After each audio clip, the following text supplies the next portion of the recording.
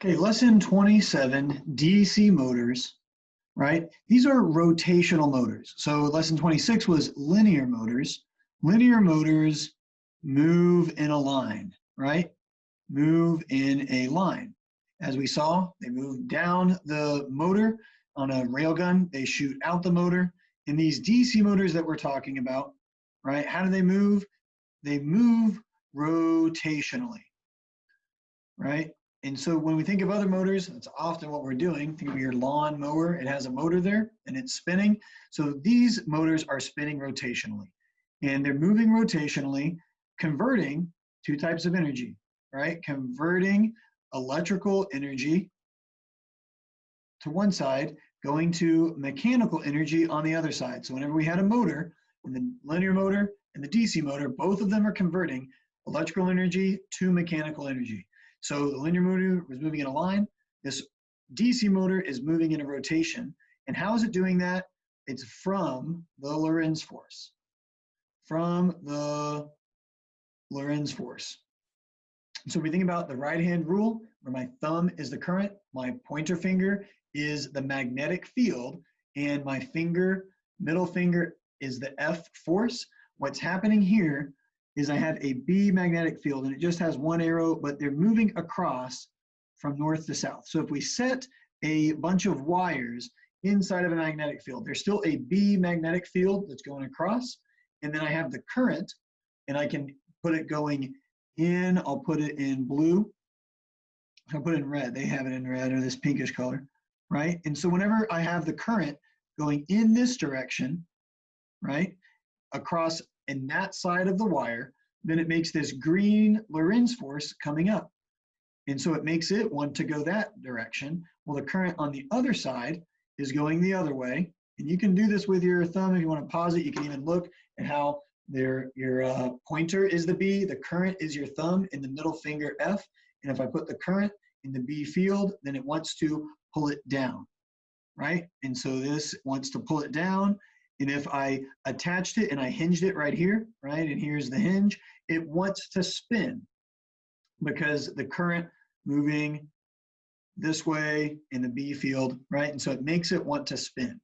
So the thing that doesn't work though is once it gets past this point, and I think about the Lorentz force, right, and green is pulling up right here, the Lorentz force is pulling this part up and this part down, depending on where the wire is coming, the current, this X right here is the current coming in, right there, that's the current in the wire, right? And so rather than moving the bar, I'm now moving this wire and it wants to go down, this one wants to go up, and it keeps doing that until it reaches this point. And at this point, there is no more pulling of the force, they're completely opposing each other, right? Or if they were green, because that's what we have the Lorentz force. So if the Lorentz forces were green, then there's no more torque. Note real quick, torque, right, is equal to force times distance. That is back to probably mechanical physics. I'm trying to think when we learned torque. It's been a while. It's not, we haven't talked about it in this class. This is all on the mechanical energy side, right? But this torque is this force times distance. And so I think about the torque on this one right here. There's more torque because of this distance. Here's that distance D, right? There's that distance D. Well, now this distance D is less than it was if that torque is pulling up. There's the distance D. There's less torque here, less torque. And then down here, there's no torque, right? That distance D is nothing. It's just right there. So there's no torque. And it kind of says right here, but the coil is stuck. And so what we're going to use is something to make the arrows that keep going in that direction. So now this arrow that had been going up, right, is going to now go down, and the in, right, notice how the current in right here, this was current out right here, follow it down, that same wire becomes the current in. right? So that was current coming out of the page. Now it's current going into the page. And what that is it's commutation. So commutation is what allows it to continue to spin rather than stopping whenever it hits the top or going back and forth. It could just seesaw itself as long as that in was going back and forth. So right here, we can see the commutator right there. This is the commutator. And so if I had current coming in right here, here's these brushes, and these brushes are touching this commutator, right? And then as it spins, then this part right here will encounter the brushes, and then this will remain the current in, right? So this current right here, this will always be headed in that direction so that the spinning will always be in that direction. So the brushes are stationary right here, stationary brushes, spinning commutator. And as it spins, it continues to encounter it. And so there's how the commutator works. Rather than just having two, we can have more commutation,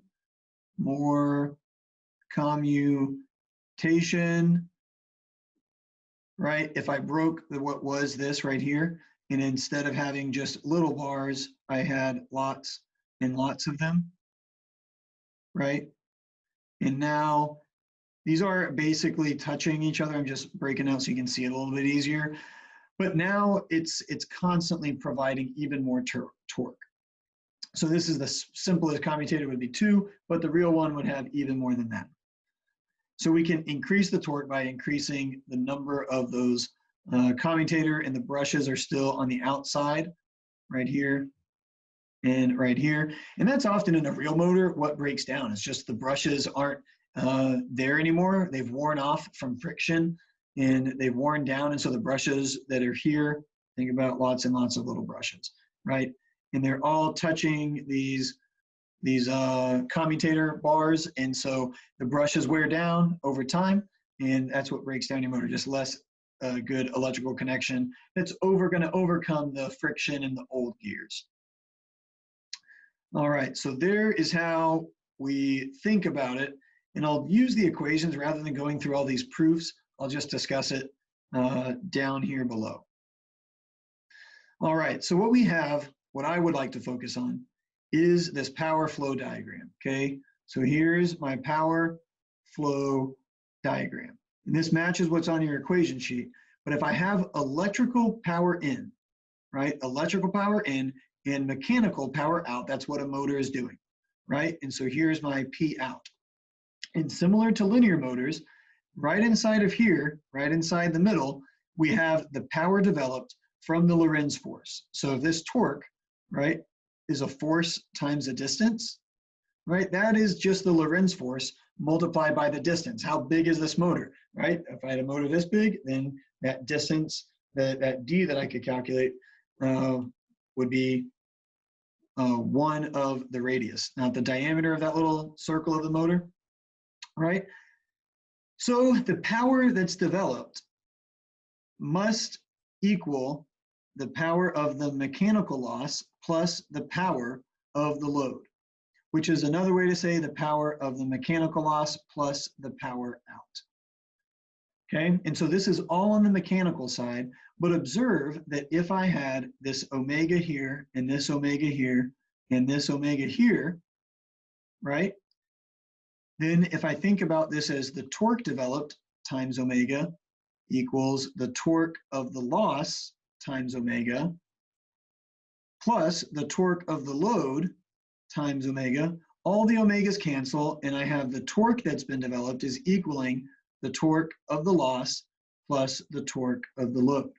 And so that is my torque balance equation, that whatever torque I develop with my electricity is going to equal, these are also sometimes called frictional losses, right?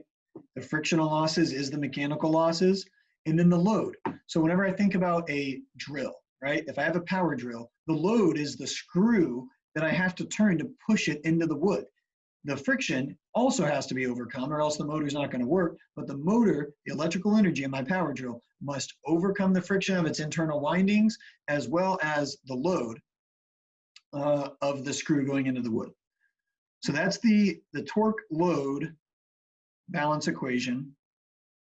And then the last part is just see, I don't even need to prove all of this, except to know that I still have this same Faraday, right? The Faraday, this E induced can also be called the back EMF.